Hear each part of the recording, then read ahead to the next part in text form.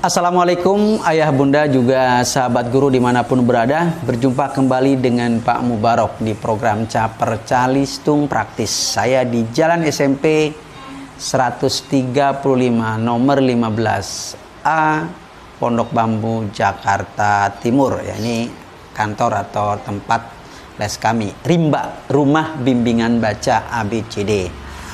Baik,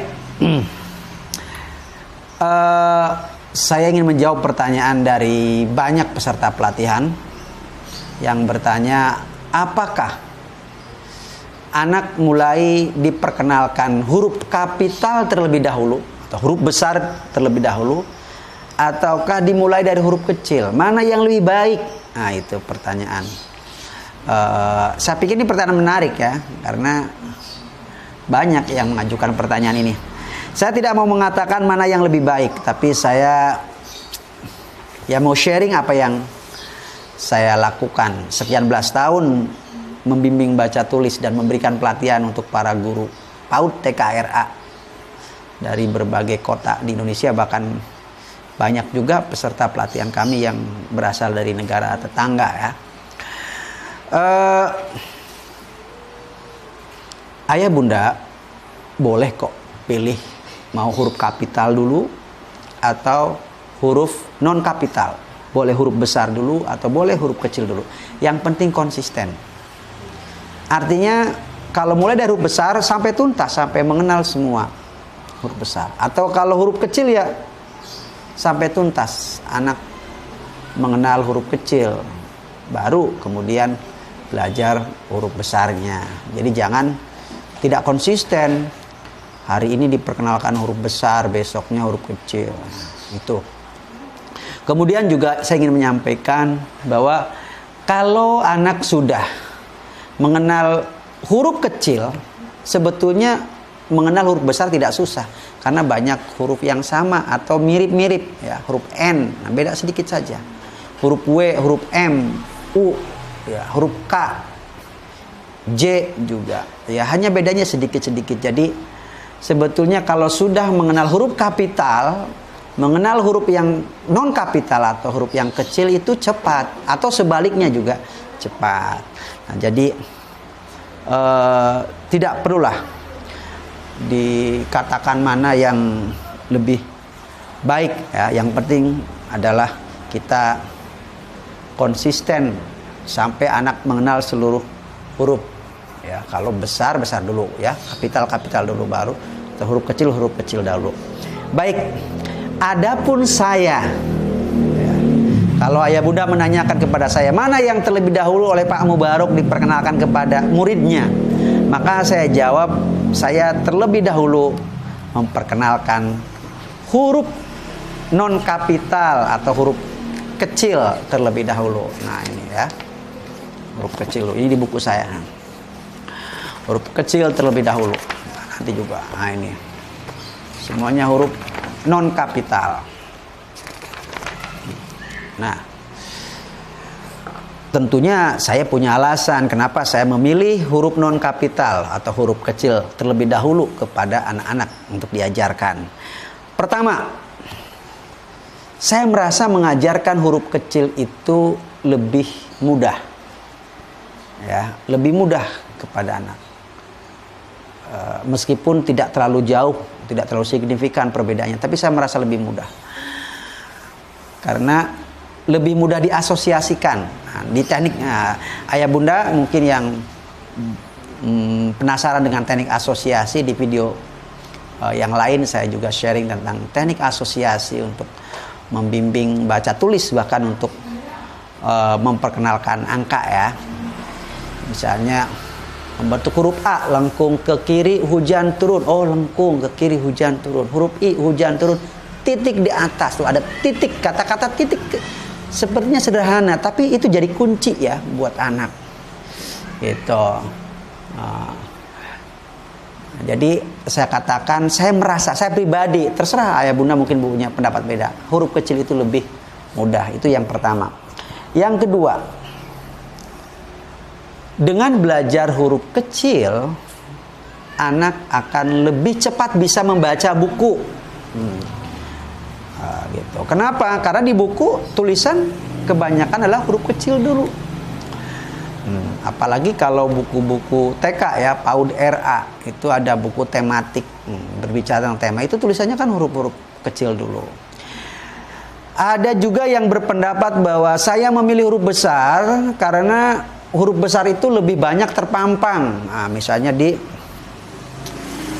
banner-banner, di papan-papan pengumuman. Ya, betul, di papan-papan pengumuman itu lebih banyak huruf kapitalnya dibandingkan dengan huruf kecilnya. Ya, makanya tidak sedikit dari pembimbing baca tulis memilih huruf besar dulu. Kenapa saya tidak memilih itu? Satu, saya ingin anak itu lebih cepat bisa membaca buku. Ya, kenapa? Karena biasanya buku-buku keTK-an, buku-buku untuk anak usia TK, itu bahasanya adalah bahasa keseharian mereka dan disesuaikan dengan tema-tema. Nah, kan kurikulum TK itu tematik. Kurikulum TK itu tematik. Nah, itu biasanya kata-kata yang diperkenalkan di situ adalah kata-kata yang keseharian mereka, mulai dari keluarga, mulai dari makanan, minuman, nama binatang dan sebagainya. Dan kata-kata tersebut akrab di anak-anak gitu kan. Dibandingkan dengan kata-kata yang ada di banner-banner. Kata-kata departemen misalnya, kata-kata lembaga. Nah, itu menurut saya ya kata-kata yang mungkin akan bisa dibaca oleh anak, tapi anak belum tentu paham artinya, maksudnya. Kan banyak tuh. Departemen Tenaga Kerja. Wah, bisa mereka membaca, tapi mungkin artinya belum. Mereka, itu bukan kata-kata yang sehari-hari gitu loh. Kata-kata yang sehari-hari adalah kata-kata yang, ya kalau di TK ada tematik. Dari tema diriku, lingkunganku, kemudian kesukaanku, kemudian di situ ada binatang, ada buah-buahan, ada nama-nama kendaraan, kemudian dan lainnya. Nah, itu kan kata-kata yang sehari-hari. Saya ingin anak-anak terlebih dahulu bisa membaca itu. Dan kalau sudah bisa membaca itu, sebetulnya belajar yang huruf kapital juga gampang. Intinya adalah saya ingin anak-anak terlebih dahulu bisa membaca buku dibandingkan dengan membaca apa yang terpampang di banner-banner. Karena bacaan di buku itu, di buku TK terutama anak-anak usia dini, itu kosakatanya adalah kosakata sehari-hari mereka. Nah, ini. Jadi itu ayah bunda kenapa saya memilih untuk terlebih dahulu memperkenalkan huruf kecil atau non kapital kepada anak-anak. Silakan ayah bunda mau pilih yang mana, mau seperti yang saya lakukan tidak apa-apa ya. Oke, di akhir video seperti biasa saya ingin memperkenalkan produk tentunya kami. Jadi sebetulnya meskipun saya punya bimbingan baca tulis, tapi seandainya ada wali murid yang ingin membimbing sendiri kepada anaknya, tentu saya dengan senang hati memperkenalkan produk ini. Ya, malah kalau saya pribadi, saya lebih senang orang tua yang turut terlibat membimbing baca tulis kepada anak ya, karena akan menciptakan keakraban, kedekatan, bondingnya akan kuat orang tua dengan anak apabila orang tua juga turut terlibat dalam kegiatan membimbing baca tulis anak. Silakan yang mau beli produk-produk kami.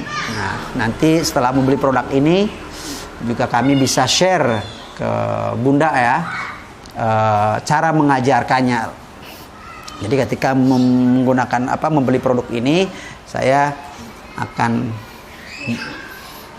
berikan juga panduannya, baik itu link video ya, link video yang secara berurutan itu bisa jadi panduan untuk membimbing baca tulis anak. Atau mungkin ayah bunda ada yang berminat untuk membuka les baca tulis seperti yang kami kelola ini, silakan dengan senang hati boleh bermitra dengan kami tanpa biaya kemitraan, tanpa biaya bagi hasil per bulan, bahkan membeli modul pun kami memberikan diskon yang cukup tinggi ya. Kami ingin bermitra dengan siapapun ya untuk mengembangkan rumah belajar, terutama bimbingan baca tulis hitung untuk anak-anak prasekolah, dan saya tidak ingin memberatkan kepada mereka yang punya passion di dunia dunia pendidikan ini. Jangan sampai mereka punya keinginan membuat rumah bimbingan baca, tapi karena kendala dana kemudian ini tidak terwujud ya. Jadi dengan bermitra dengan kami, ayah bunda bisa membeli produknya saja ya, bahkan bisa mendapatkan diskon 40% ya, dan harganya pun harga normal sekali. Coba ini bukunya, ini ada yang berwarna ya. Nah, berwarna ini harganya 25.000, tapi nanti kalau diskonnya 40% berapa coba? 25.000. Nah, dapat diskon 40%.